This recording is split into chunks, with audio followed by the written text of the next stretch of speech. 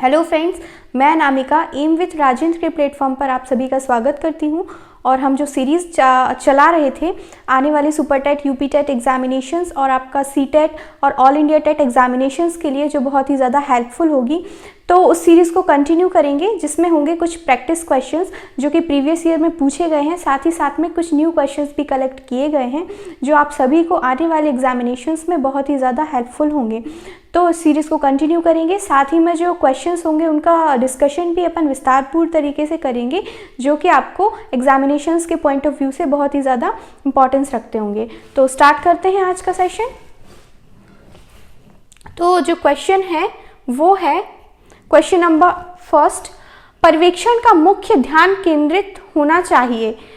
तो ये जो क्वेश्चन दिया गया है पर्यवेक्षण यानी कि सुपरविजन, तो इसका मुख्य ध्यान केंद्रित होना चाहिए। ऑप्शंस हैं, ऑप्शन नंबर ए सीखने की स्थिति में सुधार, ऑप्शन नंबर बी उपकरण का प्रबंध, ऑप्शन नंबर सी प्रतिस्पर्धा कार्यक्रम रिकॉर्ड्स का रखरखाव, ऑप्शन नंबर डी इनमें से कोई नहीं। तो इस क्वेश्चन का आंसर आप सभी बताएंगे।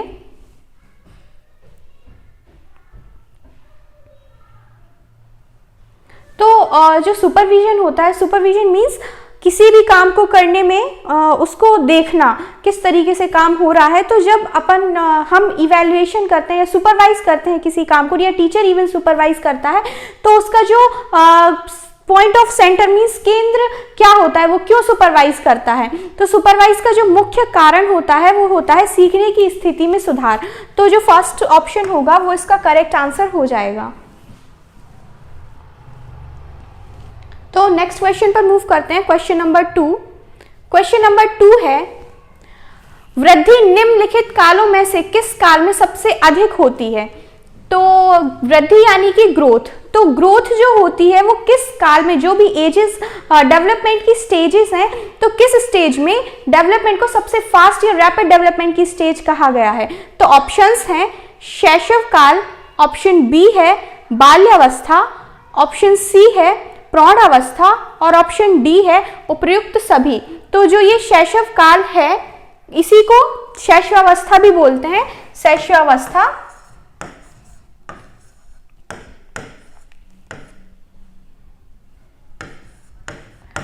या फिर इन्फेंसी।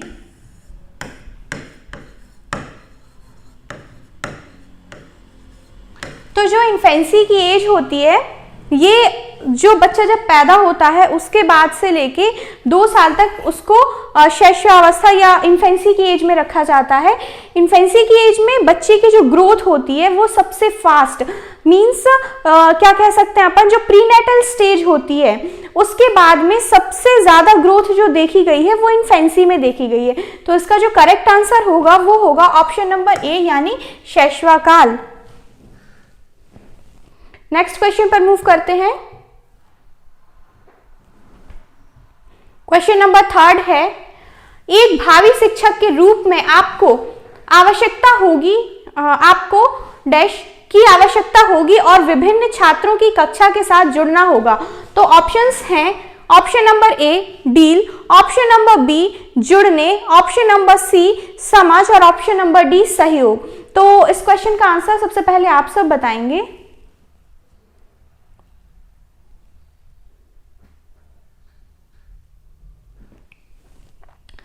तो इस क्वेश्चन का जो करेक्ट आंसर होगा वो होगा ऑप्शन नंबर सी यानी कि समझ। बाकी डील, जुड़ना और सहयोग, जब एक टीचर की अच्छी समझ होगी और वो छात्रों की कक्षा के साथ जुड़ने में, मतलब इंटरेक्शन जो होगा टीचर और स्टूडेंट के बीच में, टीचर इतना कैपेबल होगा कि वो बच्चों के बीच में उनसे मिल सके, उनको समझ सके। तो इस तरीके से जो समझ होगी टीचर्स की वो इस तरीके से डेवलप होनी चाहिए कि वो बच्चों के साथ कक्षा में छात्रों के साथ जुड़ सके। तो उस करेक्ट आंसर जो होगा इस क्वेश्चन का वो होगा ऑप्शन नंबर सी।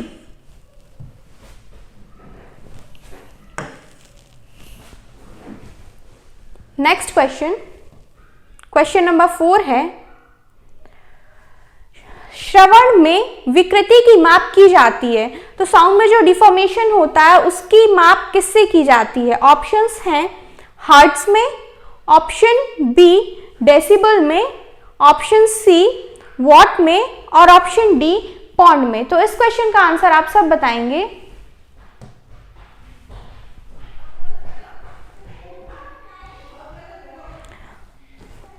तो इस क्वेश्चन का जो करेक्ट आंसर होगा वो होगा ऑप्शन नंबर बी यानी कि डेसिबल। तो जो डेसिबल होती है वो साउंड में डिफॉर्मेशन की यूनिट जो होती है वो क्या होती है, डेसिबल।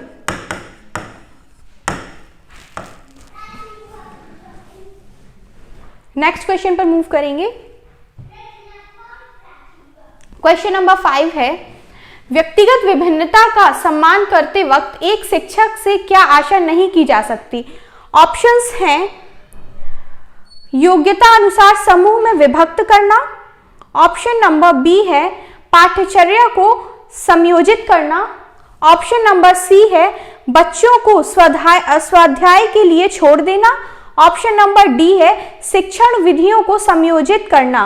तो जो ऑप्शंस दिए गए हैं उस हिसाब से देखा जाए तो योग्यता अनुसार समूह में विभक्त करना ये ठीक है, कर सकते हैं, बट पाठ्यचर्या को समयोजित करना, जो भी करिकुलम है उसको इंक्लूसिव करना, इंक्लूड करना, बच्चों को स्वाध्याय के लिए छोड़ देना, स्वाध्याय यानी खुद सेल्फ लर्निंग के लिए, तो ये कहीं ना कहीं जो क्वेश्चन की डिमांड के हिसाब से ये ऑप्शन गलत दिख रहा है। तो इस क्वेश्चन का जो सही आंसर होगा वो होगा ऑप्शन नंबर सी। तो नेक्स्ट क्वेश्चन पर मूव करते हैं। क्वेश्चन नंबर 6 है, क्षैतिज डेकलायु नामक घटना का वर्णन किसने किया था। तो ऑप्शंस हैं एरिक्सन ने, ऑप्शन बी प्याजे, option C Freud, option D Vygotsky. तो इस क्वेश्चन का आंसर आप सब बताएंगे।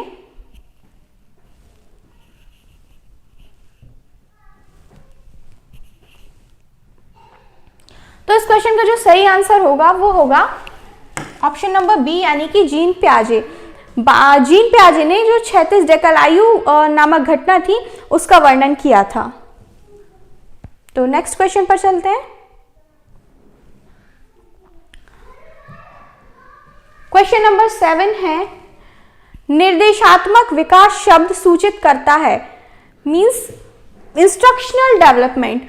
तो जो निर्देशात्मक विकास शब्द है उसके लिए ऑप्शंस दिए गए हैं। ऑप्शन नंबर ए दर, ऑप्शन नंबर बी सीमा, ऑप्शन नंबर सी दिशा और ऑप्शन नंबर डी विशिष्ट गुण। तो इस क्वेश्चन का आंसर आप सभी बताएंगे।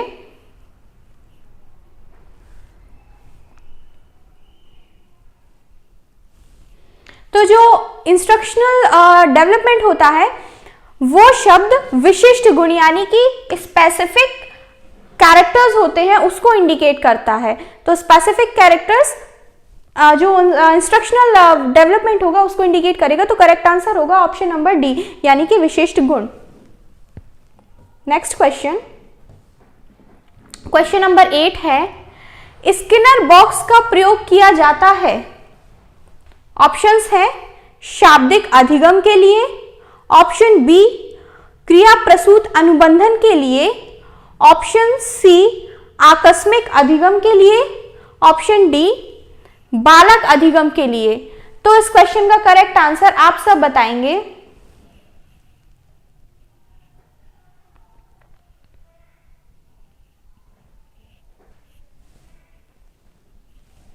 तो जो स्किनर बॉक्स था जिसमें स्किनर ने एक्सपेरिमेंट किया था चूहे को रखकर, तो उसको स्किनर बॉक्स बाद में नाम दे दिया गया, या जिसको इंस्ट्रूमेंटल बॉक्स भी कहते हैं।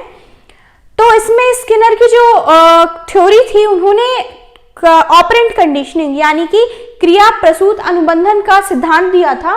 तो उस हिसाब से देखा जाए तो ऑप्शन नंबर बी होगा इसका करेक्ट आंसर। बाकी शाब्दिक अधिगम के लिए स्किनर बॉक्स का तो क्रिया प्रसूत अनुबंधन यानी कि ऑपरेंट कंडीशनिंग में ही यूज हुआ था। तो करेक्ट आंसर हो जाएगा option number B. Next question, question number 9 है, छात्र के अवांछित व्यवहार के संशोधन हेतु सबसे प्रभावी विधि है। ऑप्शंस हैं छात्र को दंडित करना, ऑप्शन बी है उसे नजरअंदाज करना, ऑप्शन सी है उसके माता पिता को सूचित करना और ऑप्शन डी है अवांछित व्यवहार के कारणों का पता लगाना तथा उपचारों का सुझाव देना। तो इस क्वेश्चन का जो करेक्ट आंसर होगा वो आप सब बताएंगे।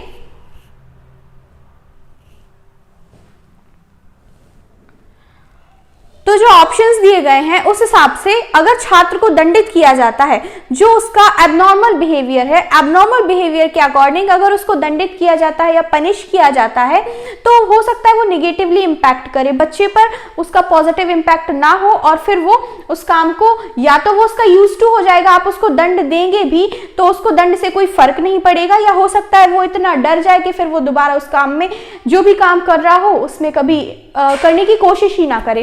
तो पनिशमेंट तो सबसे कह सकते हैं कि बिल्कुल भी अप्रोप्रिएट मेथड नहीं है। On the other hand option number B जो बता रहा है उसे नजरअंदाज करना, तो अगर बच्चा एबनॉर्मल बिहेव कर रहा है तो उसे नजरअंदाज बिल्कुल नहीं किया जा सकता, क्योंकि अगर वो एबनॉर्मल बिहेव कर रहा है तो उसके पीछे कोई ना कोई रीजन होगा, तो इस तरीके से उसको नजरअंदाज नहीं करना है। ऑप्शन नंबर थर्ड है उसके माता पिता को सूचित करना, हाँ काफी हद तक कह सकते हैं कि ये कर सकते हैं, बट उसका भी जो टीचर को क्या करना चाहिए, टीचर को माता पिता को सूचित करने से बेटर ऑप्शन दिख रहा है ऑप्शन नंबर डी, अवांछित व्यवहार के कारणों का पता लगाना कि बच्चा ऐसा क्यों कर रहा है तथा उसके उपचारों का सुझाव देना। अगर वो कोई प्रॉब्लम में है, मे बी वो इतनी ऐसे कोई प्रॉब्लम में हो कि वो घर में शेयर ना कर पा रहा हो सकता है, तो टीचर को एज अ फ्रेंड उसके साथ बिहेव करना चाहिए और उसकी प्रॉब्लम्स को जानना चाहिए, साथ ही साथ में बच्चे के जो उपचार हो सके उन उपचारों को देना चाहिए। तो करेक्ट आंसर हो जाएगा ऑप्शन नंबर डी। नेक्स्ट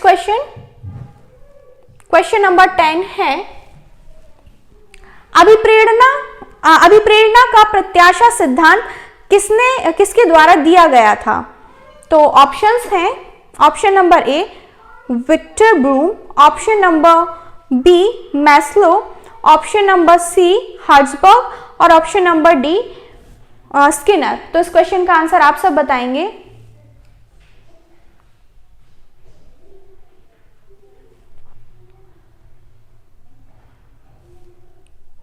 तो इस क्वेश्चन का जो करेक्ट आंसर है वो है option number A Victor Broom. तो विक्टर ब्रूम ने जो मोटिवेशनल का सिद्धांत था उसको दिया था विक्टर ब्रूम ने, बाकी मैस्लो की हायरार्की ऑफ नीड थी वो अलग था, हर्ट्जबर्ग की अलग थ्योरी थी और स्किनर का ऑपरेंट कंडीशनिंग था। तो जो करेक्ट आंसर होगा वो होगा Victor Broom. Next question number 11 है निम्नलिखित में से कौन सी अभिवृत्ति की विशेषता नहीं है? ऑप्शंस हैं अभिवृत्ति स्थायी नहीं होती है, परिवर्तनीय है, ऑप्शन बी है अभिवृत्ति हमारे व्यवहारों और क्रियाकलापों को प्रभावित करती है, ऑप्शन नंबर सी है अभिवृत्ति हमेशा किसी वस्तु, परिस्थिति, व्यक्ति इत्यादि के प्रति प्रदर्शित होती है, ऑप्शन नंबर डी है अभिवृत्ति जन्मजात होती है। तो इस क्वेश्चन का करेक्ट आंसर आप सब बताएंगे।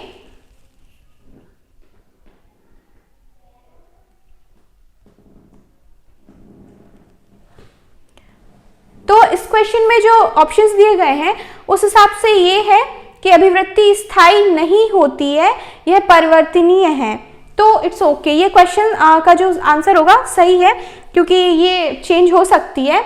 अभिवृत्ति हमारे व्यवहारों और क्रियाकलापों को प्रभावित करती है, एटीट्यूड बोल सकते हैं जिसको, तो ये कहीं ना कहीं हमारे व्यवहारों और जो हम एक्टिविटीज करते हैं या जिस तरीके से बिहेव करते हैं उसको प्रभावित कर सकती है। तो ऑप्शन बी भी करेक्ट होगा।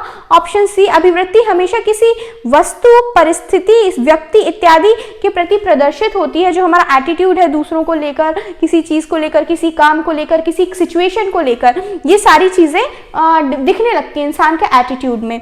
और लास्ट ऑप्शन जो है अभिवृत्ति जन्मजात होती है, तो ये जन्मजात नहीं होती है। तो इसके अकॉर्डिंग इसका जो करेक्ट आंसर हो जाएगा वो होगा option number D. Okay, next question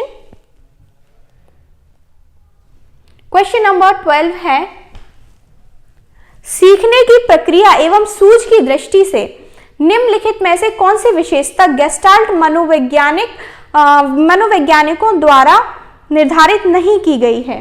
तो ऑप्शंस हैं ऑप्शन नंबर ए अधिगम प्रक्रिया यंत्रवत होती है, ऑप्शन नंबर बी अधिगम की प्रकृति लगभग स्थायी होती है, ऑप्शन नंबर सी सूझ के लिए समस्यात्मक परिस्थिति का होना आवश्यक है, ऑप्शन नंबर डी अधिगम की प्रकृति संज्ञानात्मक होती है। तो इस क्वेश्चन का आंसर आप सब बताएंगे।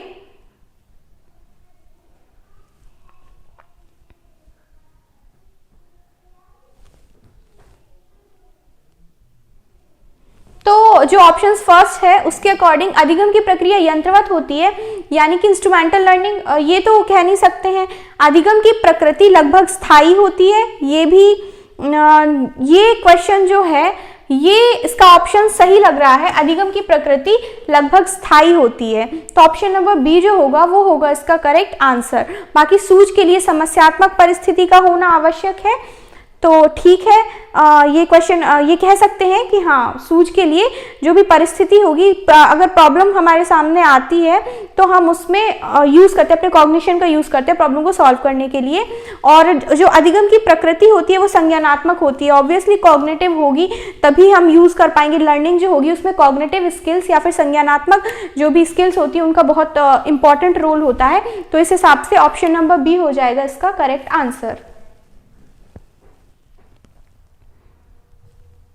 क्वेश्चन नंबर 13, निम्नलिखित रणनीतियों में से कौन सी बच्चों में अर्थ निर्माण को बढ़ावा देगी? ऑप्शंस हैं, ऑप्शन नंबर ए एक रूप एवं मानकीकृत परीक्षण, ऑप्शन नंबर बी अन्वेषण एवं परिचर्या, ऑप्शन नंबर सी सूचनाओं का संचरण, ऑप्शन नंबर डी दंडात्मक साधनों का प्रयोग करना। तो इस क्वेश्चन का आंसर आप सब बताएंगे।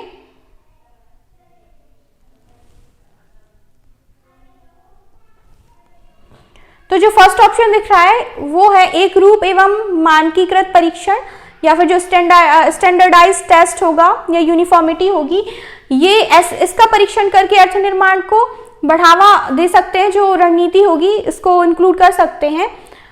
सूचनाओं का संचरण, ठीक है, इंफॉर्मेशन का कलेक्शन, ये भी इस क्वेश्चन का ठीक है, सही आंसर हो जाएगा। दंडात्मक साधनों का प्रयोग करना, तो जो सबसे ज्यादा एक रूपता, हाँ, जो सबसे ज्यादा एप्रोप्रिएट आंसर होगा वो होगा अन्वेषण एवं परिचर्या। तो जो इन्वेस्टिगेशन होगा वो सबसे एक बेनिफिशियल मेथड होगा जो बच्चों को अर्थ निर्माण में मदद करेगी, कि बच्चे किसी काम को कर रहे होंगे उसमें इतने ज्यादा इन्वॉल्व होंगे, वो उसी को काम को करके सीखेंगे और न्यू चीजों का पता लगेगा उन्हें कि इस काम से क्या होता है या ऐसा करेंगे तो क्या होता है। तो इस तरीके से अन्वेषण एवं परिचर्या इसका करेक्ट आंसर हो जाएगा। ऑप्शन नंबर बी जो होगा वो होगा इसका correct answer. Next question, question number 14 है, एक प्राथमिक कक्षा कक्ष में एक शिक्षक को क्या करना चाहिए? तो ऑप्शंस हैं उदाहरण या गैर उदाहरण दोनों नहीं देने चाहिए। ऑप्शन बी है केवल उदाहरण देने चाहिए। ऑप्शन सी है केवल गैर उदाहरण देने चाहिए। ऑप्शन डी है उदाहरण एवं गैर उदाहरण दोनों देने चाहिए। तो इस क्वेश्चन का सही आंसर आप सब बताएंगे।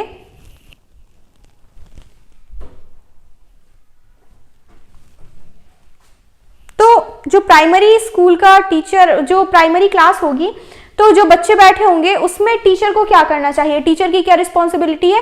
तो ऐसा तो नहीं होगा कि वो अगर बच्चे को समझा रहा है कुछ तो एग्जाम्पल्स को तो उसको लेना ही पड़ेगा, क्योंकि बच्चे एग्जाम्पल्स में बहुत ज्यादा अच्छे से समझते हैं। लाइक अगर उनको एप्पल दिखा रहे हैं, अगर अपन एप्पल बताया हमने बच्चे को कि ये ए फॉर एप्पल है, बट अगर हम उसको इमेज दिखा देंगे या एप्पल दिखा देंगे, उसका पिक्चर भी दिखा देंगे, तो बच्चे को वो ज्यादा अच्छे से समझ में आएगा, क्योंकि बच्चों को उनका स्किल्स डेवलप करनी है, मेंटल स्किल्स डेवलप करनी है, तो उनको डिस्क्रिप्शन इतना अच्छा होना चाहिए कि बच्चे समझ पाए। तो उदाहरण और गैर उदाहरण दोनों नहीं देने चाहिए, ऐसा तो बिल्कुल नहीं होना चाहिए।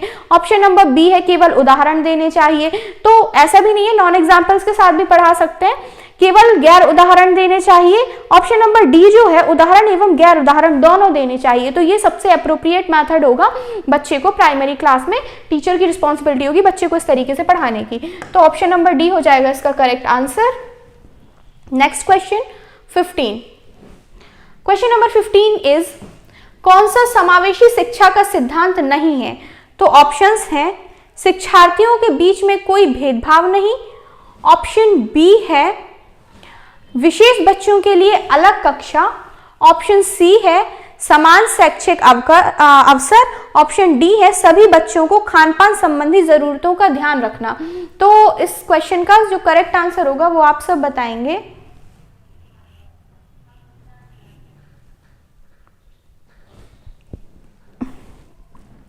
तो जो ऑप्शन नंबर फर्स्ट दिख रहा है उसके अकॉर्डिंग शिक्षार्थियों के बीच कोई भेदभाव नहीं, जो भी स्टूडेंट्स हैं तो उनके बीच में कोई भेदभाव नहीं होना चाहिए। तो कहीं ना कहीं इंक्लूसिव एजुकेशन में तो ये बोला गया है कि सभी को समान तरीके से ट्रीट करना चाहिए। ये टीचर की रिस्पॉन्सिबिलिटी है कि जो इंक्लूसिव क्लासरूम हो, हर धर्म के, हर क्या बोलते हैं, कास्ट, रिलीजन, सोसाइटी, हर तरीके के बच्चे आएंगे, हर लेवल के, तो उन सबको एक साथ बैठ के इक्वली ट्रीट किया जाएगा। तो ये तो सही हो गया। ऑप्शन नंबर बी, विशेष बच्चों के लिए अलग कक्षा, ये देखते हैं। ऑप्शन नंबर सी, समान शैक्षिक अवसर, तो सबको इक्वल ही जो भी टीचर पढ़ाएगा वो सबको अवसर मिलने चाहिए। ऑप्शन नंबर डी, सभी बच्चों को खान पान संबंधी ज़रूरतों का ध्यान रखना, ये भी ठीक है। लेकिन जो विशेष बच्चों के लिए अलग कक्षा, अगर ऐसा करेंगे तो हो सकता है कुछ बच्चों में इंफीरियरिटी की भावना आ जाए, उनको लगे कि मैं जो और बाकी बच्चे हैं इंटेलिजेंट हैं, मे बी क्योंकि सब इक्वली तो होते नहीं है, सबका जो मेंटल स्किल होगा वो इक्वली नहीं होगा, सभी बच्चों का IQ इक्वल नहीं होता है। तो उस हिसाब से अगर विशेष बच्चे होंगे, जो स्पेशल बच्चे होंगे या स्पेशल नीड वाले होंगे, सपोज बाकी सब बच्चे नॉर्मल है, सपोज कोई हैंडीकैप्ड आ गया या फिर जिसको चाइल्ड विद स्पेशल नीड कहते हैं, उसकी आवश्यकता अलग होती है और उसको अलग तरीके की आवश्यकता की जरूरत पड़ती है। तो ऐसे बच्चे आ गए, अगर उनको क्लास से अलग कर दिया या उनको दूसरे बच्चों के बीच में उनका ग्रुप अलग कर दिया, उनको अलग बिठा दिया, तो इस तरीके से ये बिल्कुल भी सही मेथड नहीं है, क्योंकि बच्चों को इसमें इंफीरियरिटी फील होने लगती है। या मे बी जो बच्चों को अलग किया on the basis of intelligence ही अगर बच्चों को अलग कर दिया तो वो अपने आप को सुपीरियर समझने लगेंगे। और बच्चों में ये ज्यादा ही खास तौर पे देखा गया है कि बच्चों में इंफीरियरिटी और सुपीरियरिटी की भावना आ जाती है। तो इस तरीके से इंक्लूसिव एजुकेशन इस पर बिल्कुल भी बल नहीं देता है। तो ऑप्शन नंबर बी होगा इसका correct answer. Next question, question number 16 है, शिक्षण की जांच प्रशिक्षण प्रतिमान निम्न में से कौन सी अवस्था संबंधित नहीं है? तो ऑप्शंस हैं, समस्या का सामना करना, ऑप्शन बी है आंकड़ों का एकत्रीकरण, सत्यापन और प्रयोगीकरण, ऑप्शन सी व्यवस्थीकरण, नियमीकरण और स्पष्टीकरण करना, ऑप्शन डी है विषय वस्तु स्मरण का अभ्यास करना। तो इस क्वेश्चन का आंसर आप सब बताएंगे।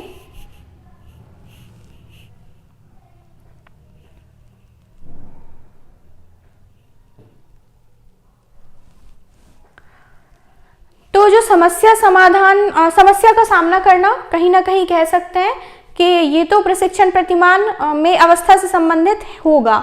ऑप्शन बी आंकड़ों का एकत्रीकरण, ठीक है, जो भी अप्रोक्सीमेशन, जो भी एस्टिमेशन लिया गया है उनको कलेक्ट करना, उनके वेरीफाइड करना और उनका यूज करना, ये भी ठीक है। व्यवस्थीकरण, सिस्टमैटिकली अरेंज करना, नियमीकरण और स्पष्टीकरण, ये भी ठीक हो जाएगा। जो ऑप्शन नंबर डी है विषय वस्तु का स्मरण का अभ्यास करना, ये कहीं ना कहीं इस क्वेश्चन के हिसाब से सही नहीं है, क्योंकि रोट मेमोराइजेशन पर तो बिल्कुल भी ध्यान नहीं दिया जाता है। तो इस तरीके से क्वेश्चन नंबर 16 का आंसर डी करेक्ट हो गया। नेक्स्ट क्वेश्चन, क्वेश्चन नंबर 17 है, दिव्या अक्सर निर्देशित कार्यों को छोटे छोटे हिस्सों में विभाजित कर आसान बना लेती है, वह उपयोग करती है। तो ऑप्शंस हैं द्वितीयक विस्तारण विधि का, ऑप्शन बी उपलक्ष्य विश्लेषण विधि का, ऑप्शन सी क्रियात्मक जड़ता नियामक विधि का और ऑप्शन डी कम करने की विधि का। तो इस क्वेश्चन का आंसर आप सब बताएंगे।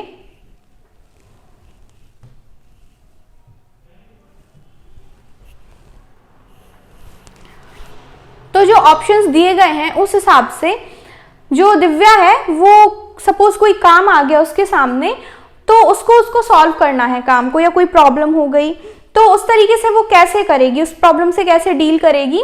तो जो एनालिटिकल मेथड होता है, अगर कोई भी प्रॉब्लम हो या कोई भी बड़ा काम हो, अगर अपन उसको छोटा छोटा करके करें, पार्ट्स में डिवाइड कर लें और पार्ट्स में डिवाइड करने के बाद उसको सॉल्व करें, तो वो इतना ज़्यादा जो बड़ा काम था एज अ होल देख रहे थे कि कितना बड़ा काम है या कितना बड़ा क्वेश्चन है। इवन अगर उसको क्वेश्चन को भी अपन सॉल्व करने जा रहे हैं, हम सॉल्व करेंगे क्वेश्चंस को भी, तो उसको अगर स्टेप वाइज या शॉर्ट मेथड में शॉर्ट पार्ट्स में डिवाइड कर लें, स्टेप बाय स्टेप सॉल्व करते जाएं, तो वो इजीली सॉल्व हो जाएगा।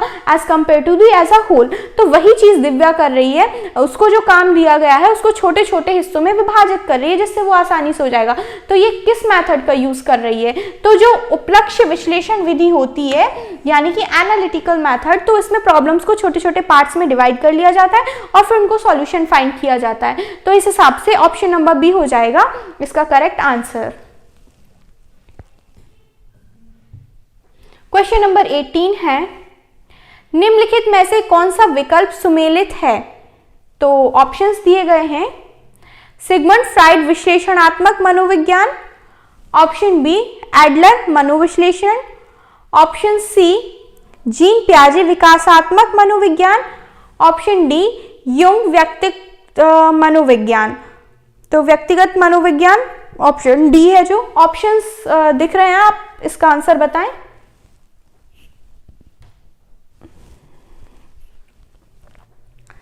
तो जो सिगमंड फ्राइड थे उन्होंने मनोविश्लेषणवाद का सिद्धांत, साइको एनालिसिस थ्योरी थी, वो उन्होंने साइको सेक्सुअल थ्योरी और ये थ्योरी सिगमंड फ्राइड द्वारा दी गई थी। On the other hand Adler ने भी मनोविश्लेषणवाद के बारे में बताया था। विकल्प सुमेलित है। तो जो जीन पियाजे थे मनोविश्लेषणवाद, तो साइको एनालिसिस थ्योरी थी वो सिगमंड फ्राइड द्वारा दी गई थी। जीन पियाजे जो थे इन्होंने विकासात्मक मनोविज्ञान मींस डेवलपमेंटल साइकोलॉजी के बारे में बताया था जीन पियाजे ने। तो इसका जो सही आंसर होगा वो होगा ऑप्शन नंबर सी। बाकी जो सिगमंड फ्राइड थे इनकी साइको सेक्सुअल और साइको एनालिसिस थ्योरी थी। एडलर ने मनोविश्लेषणवाद के बारे में कुछ बताया नहीं, जबकि सिगमंड फ्राइड ने ही इनके बताया था मनोविश्लेषणवाद के बारे में। तो इस हिसाब से देखा जाए तो ऑप्शन नंबर सी होगा इसका करेक्ट आंसर। नेक्स्ट क्वेश्चन, भारतीय चिकित्सकों फिजिशियन के अनुसार व्यक्ति के 3 अवयव पित्त, बाइल, वात, वायु और कफ यानी म्यूकस है। व्यक्तित्व का यह वर्गीकरण कहलाता है। तो ऑप्शंस जो दिए गए हैं वो हैं आवश्यकता का सिद्धांत, ऑप्शन बी है शीलगुण का सिद्धांत, ऑप्शन सी है मनोविश्लेषणवाद का सिद्धांत, ऑप्शन डी है घटना क्रियाशास्त्र का सिद्धांत। तो इस हिसाब से जो ऑप्शंस दिए गए हैं तो उस हिसाब से देखा जाए तो जो शील गुण का सिद्धांत होता है यानी कि ट्रेट थ्योरी, ये होगा इसका करेक्ट आंसर। बाकी जो आवश्यकता का सिद्धांत है, मनोविश्लेषणवाद का सिद्धांत है और घटना क्रियाशास्त्र का सिद्धांत है, ये इससे थोड़ा भिन्न है या डिफरेंट है। तो जो भी बाइल वगैरह, बाइल के बारे में बताया गया है, म्यूकस के बारे में, तो जो भी भारतीय चिकित्सक हैं उन्होंने ये अलग से ब्रांच ही है जिसके बारे में जो बताया गया है, जो वर्गीकरण करता है व्यक्तित्व का वर्गीकरण बाइल के हिसाब से। जो बाइल जूस निकलता है यूजुअली लीवर या यकृत में बाइल का सिक्रीशन होता है म्यूकस, इस हिसाब से इन्होंने पर्सनालिटी को या वर्गीकृत किया था पर्सनालिटी को। तो ऑप्शन नंबर बी हो गया इसका करेक्ट आंसर। क्वेश्चन नंबर 20 है, एक अध्यापक ने कक्षा में पढ़ाया कि हाउस का बहुवचन हाउसेस है, तो इसी अधिगम से विद्यार्थी ने माउस का बहुवचन माउसेस कर दिया। यह उदाहरण है किस प्रकार के अधिगम स्थानांतरण का उदाहरण है? तो ऑप्शंस हैं ऋणात्मक स्थानांतरण, ऑप्शन बी शून्य स्थानांतरण, ऑप्शन सी द्विपाव स्थानांतरण और ऑप्शन डी धनात्मक स्थानांतरण। तो इस क्वेश्चन का आंसर आप सब देंगे।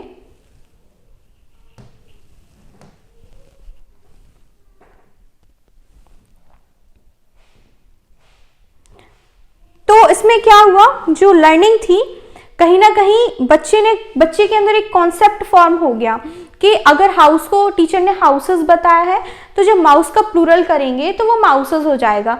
तो इस तरीके से जो उसकी प्रीवियस लर्निंग थी उस लर्निंग ने आने वाली जो नेक्स्ट लर्निंग थी उसमें बच्चे की हेल्प की। तो ये क्या हो गया, पॉजिटिव ट्रांसफर ऑफ लर्निंग। जबकि नेगेटिव में क्या होता है, सपोज हिंड्रेंस आती है, सपोज आप स्कूटी चला लेते हैं या सपोज राइट हैंड का यूज करते हैं कहीं भी और दूसरी जगह आपको कुछ काम आ जाए जहां आपको लेफ्ट हैंड का यूज करना हो, तो वहां आपको क्या होगा, हैबिट क्या होगी, राइट हैंड को यूज करने की होगी। तो ये कहीं ना कहीं हिंड्रेंस बन जाएगा।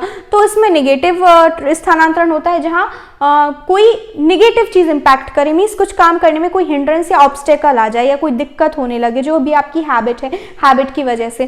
तो क्योंकि प्रीवियस भी लर्निंग हुई है और लर्निंग वो दूसरे काम को करने में ऑब्स्टेकल क्रिएट कर रही है, तो इस हिसाब से से ऋणात्मक स्थानांतरण हो जाएगा। शून्य स्थानांतरण में कुछ नहीं होता, ना पॉजिटिवली इफेक्ट करती है और ना नेगेटिवली जो चल रहा है, इट्स ओके। तो इस तरीके से जो धनात्मक स्थानांतरण होगा वो होगा इसका करेक्ट आंसर। Next question 21। तो क्वेश्चन नंबर 21 है जो वो है निम्नलिखित में से कौन सा अधिगम की सही विशेषता, निम्नलिखित में से कौन सी अधिगम की सही विशेषता नहीं है। तो ऑप्शंस हैं अधिगम प्रक्रिया सदैव ही उद्देश्यपूर्ण होती है। ऑप्शन नंबर बी है अधिगम अभ्यास प्रशिक्षण तथा अनुभव पर आधारित होती है। ऑप्शन नंबर सी है मूल प्रवृत्ति तथा प्रतिक्षेपी क्रिया की वजह से व्यवहार में आया परिवर्तन अधिगम है। ऑप्शन नंबर डी है अधिगम कोई परिणाम ना होकर एक प्रक्रिया है। तो इस क्वेश्चन का जो सही आंसर होगा वो आप सब बताएंगे।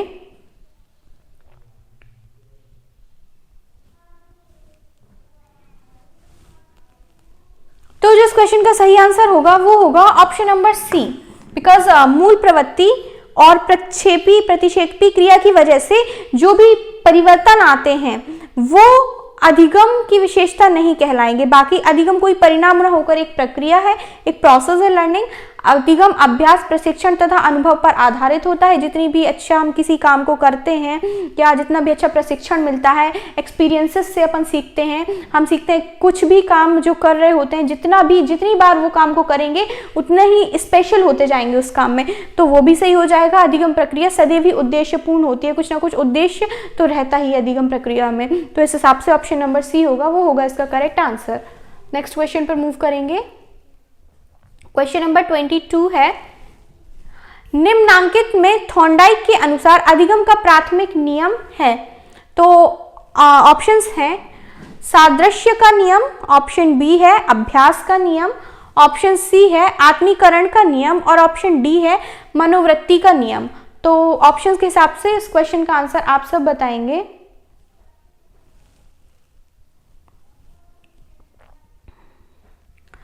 तो थॉर्नडाइक ने जो प्राइमरी लॉज दिए थे या प्राथमिक नियम दिए थे 3, तो उस हिसाब से देखा जाए तो लॉ ऑफ रेडीनेस या तत्परता का सिद्धांत, लॉ ऑफ इफेक्ट यानी प्रभाव का सिद्धांत, लॉ ऑफ एक्सरसाइज या प्रैक्टिस यानी अभ्यास का नियम।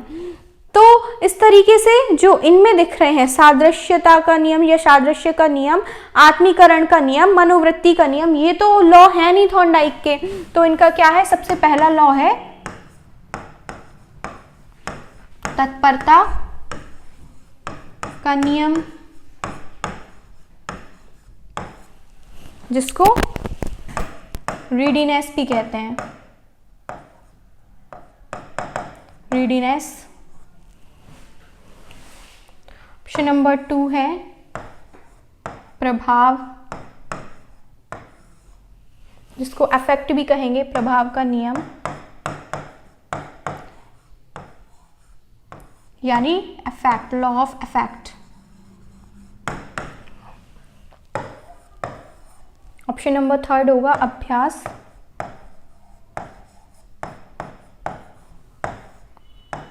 का नियम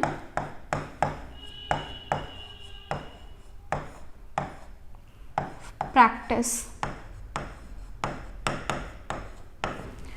तो इस तरीके से जो रीडीनेस का लॉ था या फिर तत्परता का नियम था थॉर्नडाइक का, उसमें उन्होंने बताया था कि जो बच्चा होता है अगर वो कोई काम करने को तैयार है तो उसको रीडीनेस कहेंगे।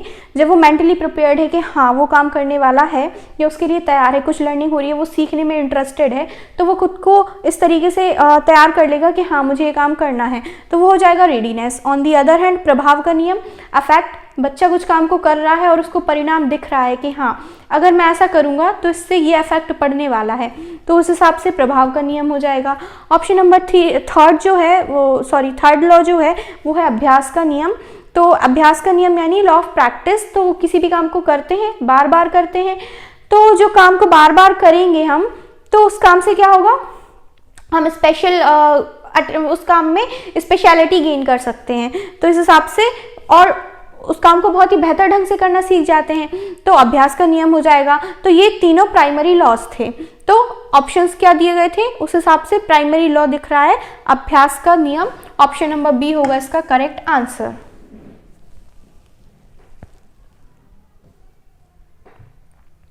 नेक्स्ट क्वेश्चन, क्वेश्चन नंबर 23, निम्न में से गलत युग्म कौन सा है? तो ऑप्शंस है अधिगम का साइन सिद्धांत टॉलमैन ने दिया था, ऑप्शन बी है अधिगम का क्षेत्रीय सिद्धांत, कर्ट लुईन की जो थ्योरी थी क्रिस्टल फील्ड थ्योरी, तो ये तो सही है। ऑप्शन नंबर सी सामाजिक अधिगम का सिद्धांत ब्रूनर, और ऑप्शन डी प्रयत्न एवं त्रुटि अधिगम का सिद्धांत जो कि थॉर्नडाइक ने दिया था। तो इस हिसाब से इस क्वेश्चन का आंसर आप सब देंगे।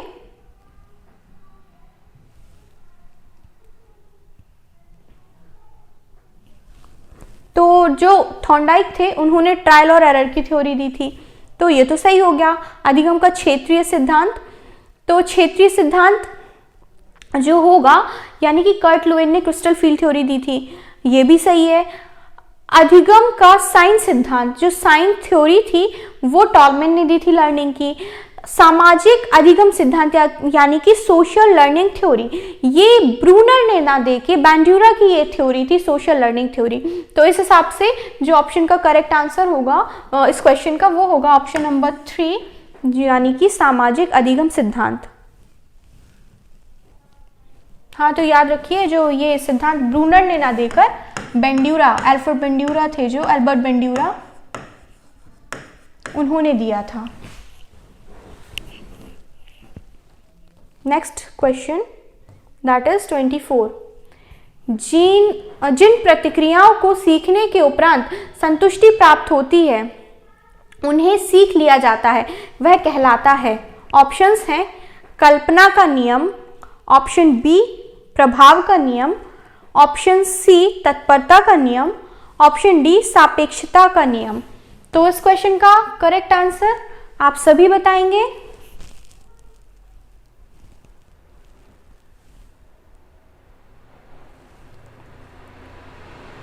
तो जैसे हाल ही में अभी अपन ने डिस्कस किया प्रभाव का नियम जो है यानी कि लॉ ऑफ इफेक्ट, तो जैसे कि मैंने आपको जस्ट अभी बताया प्रभाव से क्या होता है, जब बच्चा कुछ सीखने वाला होता है और उसको थोड़ा सा भी अंदाजा होता है कि ये करने से उस पर कुछ पॉजिटिव प्रभाव पड़ने वाला है या जो भी रिजल्ट वो चाहता है वो रिजल्ट गेन होने वाला है कोई भी एक्टिविटी करने से या लर्निंग करने से, तो वो हो जाता है लॉ ऑफ इफेक्ट यानी कि प्रभाव का नियम जो कि थॉर्नडाइक द्वारा दिया गया था। बाकी कल्पना का नियम तो होता है ऐसे कुछ इमेजिनेशन का कोई लॉ नहीं है।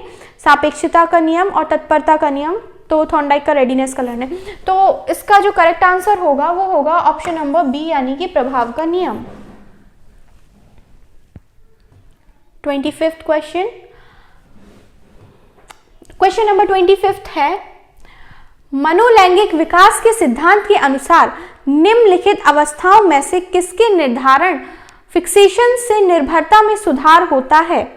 तो ऑप्शंस हैं ऑप्शन नंबर फर्स्ट गुदा यानी एनल, ऑप्शन नंबर बी मौखिक यानी ओरल, ऑप्शन नंबर सी सुषुप्ता यानी लेटेंसी और ऑप्शन नंबर डी यानी लैंगिक यानी कि फैलिक स्टेज।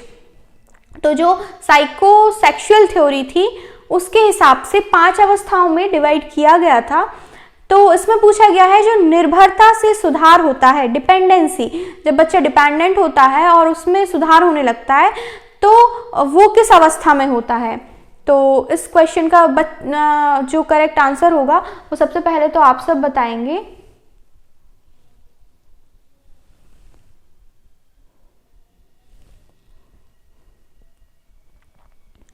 तो ऑप्शन नंबर बी है जो मौखिक यानी ओरल। तो ये जो स्टेज होता है इस टाइम पर बच्चा क्या होता है, जो बच्चे को प्लेजर मिलता है, तो प्लेजर किस तरीके से मिलता है उसको, ओरल या फिर जो भी ओरल एक्टिविटीज होंगी वो उसमें प्लेजर का काम करती है। तो जो साइकोसेक्सुअल थ्योरी थी उसके हिसाब से ऑप्शन नंबर बी मौखिक यानी कि ओरल हो जाएगा इसका करेक्ट आंसर। क्वेश्चन नंबर 26 है विकास हमेशा बच्चे की उम्र से मेल खाता है, यह डैश के सिद्धांत के कारण होता है। तो ऑप्शंस हैं निरंतरता, ऑप्शन बी एक समान पैटर्न यानी कि यूनिफॉर्म पैटर्न, ऑप्शन सी एकीकरण, ऑप्शन डी व्यक्तिगत भिन्नता। तो इस क्वेश्चन का सही आंसर आप बताएंगे।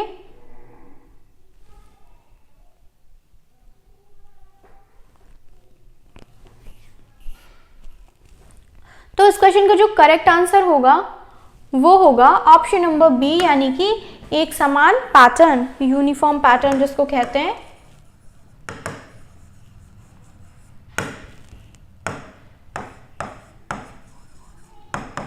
पैटर्न। तो ये क्या होता है, इसमें हमेशा बच्चों की उम्र से मेल खाता है। ये सिर्फ यूनिफॉर्म पैटर्न की वजह से ही होता है कि एक समान जो पैटर्न होता है डेवलपमेंट का या ग्रोथ का, स्पेशली डेवलपमेंट का, तो जो बच्चों का जितने भी बच्चे होंगे वो सारे बच्चों में एक ही पैटर्न होगा डेवलपमेंट के लिए। तो वो जो कह सकते हैं उसको, ये किस वजह से होता है, यूनिफॉर्म पैटर्न की वजह से। नेक्स्ट क्वेश्चन 27, प्राथमिक विद्यालय के बच्चों में समस्या निवारण कौशल में सुधार करने के लिए सबसे अच्छा तरीका क्या है? तो ऑप्शंस हैं गणितीय समस्याओं का समाधान करना, ऑप्शन बी है उन समस्याओं का समाधान खोजना जिनका वे अपने दैनिक जीवन में सामना करते हैं, ऑप्शन सी है उनकी समस्याओं के बारे में कक्षा में सहपाठी और शिक्षक से बात करना, ऑप्शन डी है सोच को प्रक्रिया के स्तर में चरणों को लागू करना और आसपास के समुदाय के साथ व्यस्त करना। तो इस क्वेश्चन का करेक्ट आंसर आप सब बताएंगे।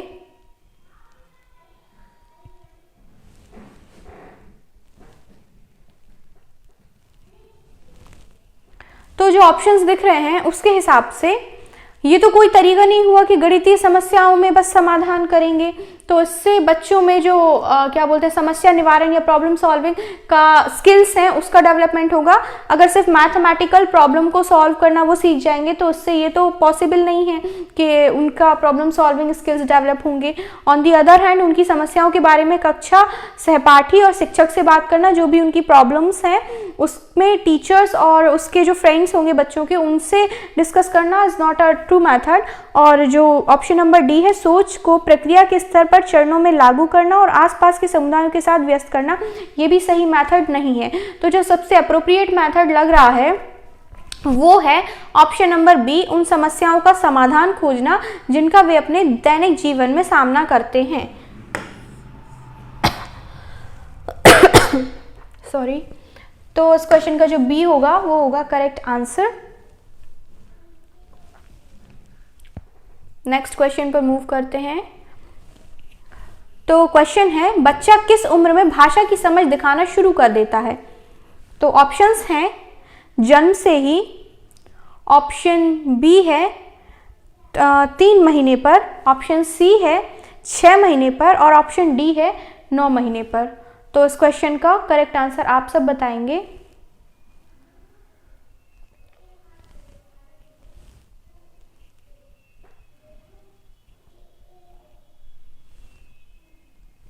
तो जो 6 महीने की स्टेज होती है या 6 महीने की स्टेज में क्या होता है कि बच्चे को भाषा की समझ दिखाना मीन्स उसमें थोड़ी थोड़ी सी अंडरस्टैंडिंग आने लगती है लैंग्वेज को लेकर।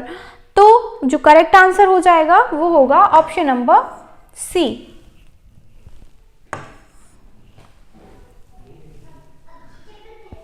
नेक्स्ट क्वेश्चन, क्वेश्चन नंबर 29 जो कि आज के लिए लास्ट है। कोलबर्ग के अनुसार नैतिक विकास में पहला चरण क्या है? तो जो कोलबर्ग थे उन्होंने नैतिक विकास यानी मोरल डेवलपमेंट में 3 स्टेजेस दी थी और हर स्टेज को इन्होंने 2 स्टेजेस में क्लासिफाई किया था। तो जो इनकी स्टेजेस थी वो थी प्री कन्वेंशनल, पूर्व परंपरागत, और पहली स्टेज जो थी, दूसरी थी कन्वेंशनल यानी परंपरागत, और जो तीसरी थी वो थी पश्च परंपरागत यानी कि पोस्ट कन्वेंशनल स्टेज। और हर स्टेज को इन्होंने 2 भाग में डिवाइड किया था। तो इसमें क्वेश्चन में क्या पूछा गया है, नैतिक विकास की जो पहली स्टेज होगी या पहला चरण होगा वो क्या होगा कोलबर्ग के अनुसार? तो जो ऑप्शन नंबर ए दिख रहा है वो होगा पूर्व परंपरागत नैतिकता, यानी कि pre conventional stage of learning of morality. तो ऑप्शन नंबर ए हो गया इसका करेक्ट आंसर। तो इसी तरीके से आज के हमारे जो क्वेश्चंस थे वो कंप्लीट हो चुके हैं। होपफुली आपको क्वेश्चन समझ में आए होंगे, और अगर आपको सेशन पसंद आया हो तो वीडियो को लाइक करें और शेयर करें, और साथ ही साथ में चैनल को सब्सक्राइब करें। Thank you so much.